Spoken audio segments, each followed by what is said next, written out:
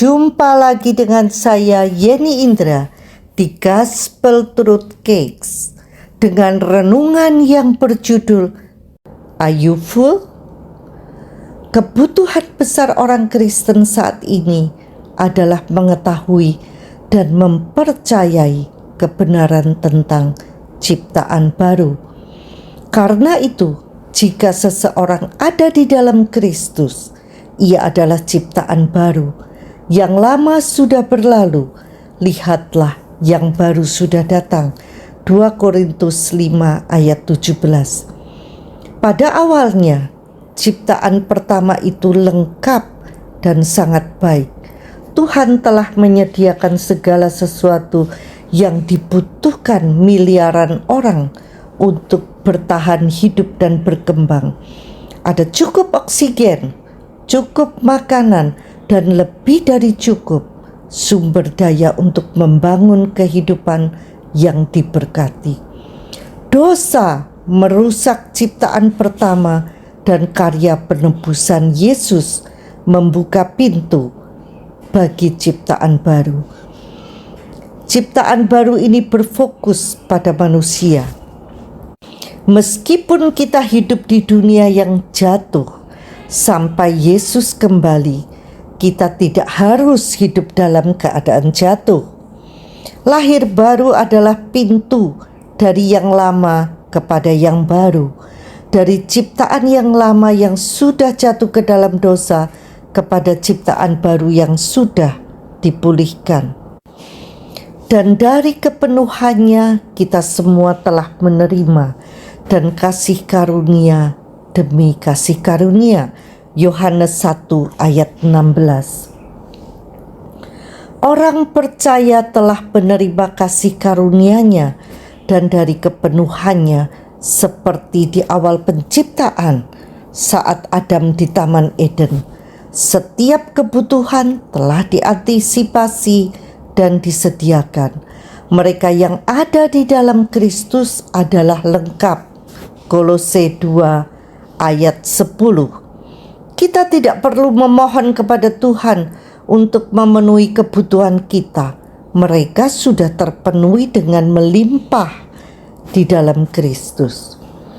Paulus berdoa agar orang percaya mendapat pewahyuan tentang realitas baru ini.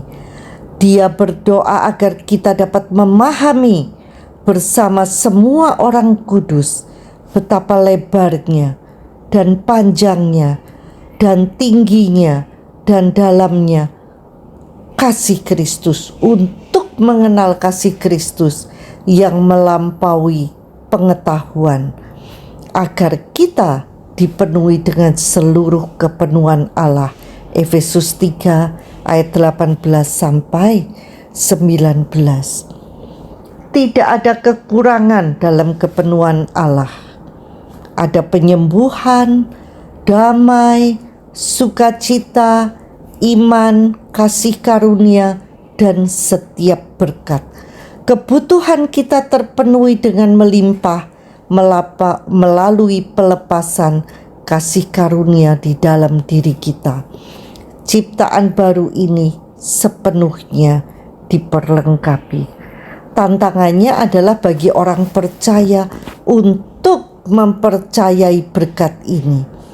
Sebagian besar orang masih memilih konsep harus terus memohon kepada Tuhan yang jauh untuk turun dan membantu kita. Tetapi kenyataannya berbeda. Tuhan sekarang tinggal di dalam kita. Yohanes 14 ayat 23. Dan potensi untuk berbicara dan menerima tersedia bagi siapa saja yang mau. Bagi Dialah yang mampu melakukan jauh lebih banyak daripada yang kita minta atau pikirkan, sesuai dengan kuasa yang bekerja di dalam kita. Efesus 3 ayat 20. Inilah kekuatan dari ciptaan baru. Itu ada di dalam kita. Jangan biarkan itu tidak dimanfaatkan. Rancangan Tuhan bagi setiap orang percaya adalah rancangan damai sejahtera dan bukan rancangan kecelakaan untuk memberikan hari depan yang penuh harapan. Yeremia 29 ayat 11. Tetapi rancangan ini tidak terjadi otomatis. Semua kelimpahan sudah tersedia di dalam roh orang percaya yang sudah lahir baru. Tergantung bagaimana masing-masing menimba keluar kelimpahan itu dan memanifestasikannya ke dalam kehidupannya.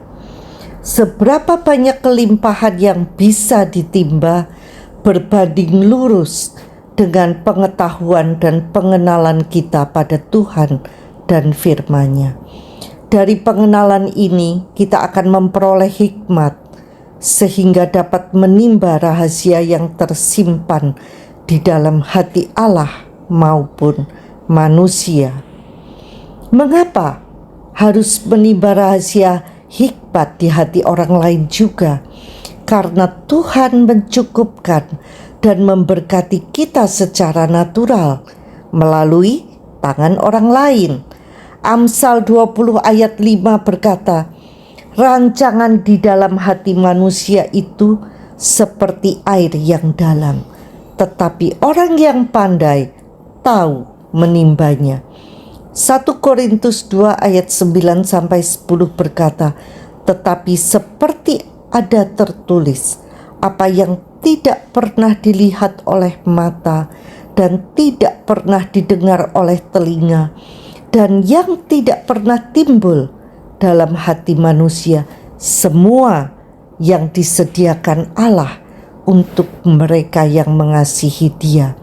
Karena kepada kita Allah telah menyatakannya oleh Roh, sebab Roh menyelidiki segala sesuatu, bahkan hal-hal yang tersembunyi di dalam diri Allah. Berbahagialah orang yang mendapat hikmat, orang yang memperoleh kepandaian, karena keuntungannya melebihi keuntungan perak dan hasilnya melebihi emas.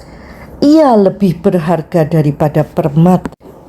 Apapun yang kau inginkan tidak dapat menyamainya. Umur panjang ada di tangan kanannya, di tangan kirinya kekayaan dan kehormatan. Jalannya adalah jalan penuh bahagia, segala jalannya sejahtera semata-mata. Amsal 3 ayat 13-17. Sampai jumpa di episode berikutnya bersama Yeni Indra di Gospel Truth Cakes. Tuhan Yesus memberkati.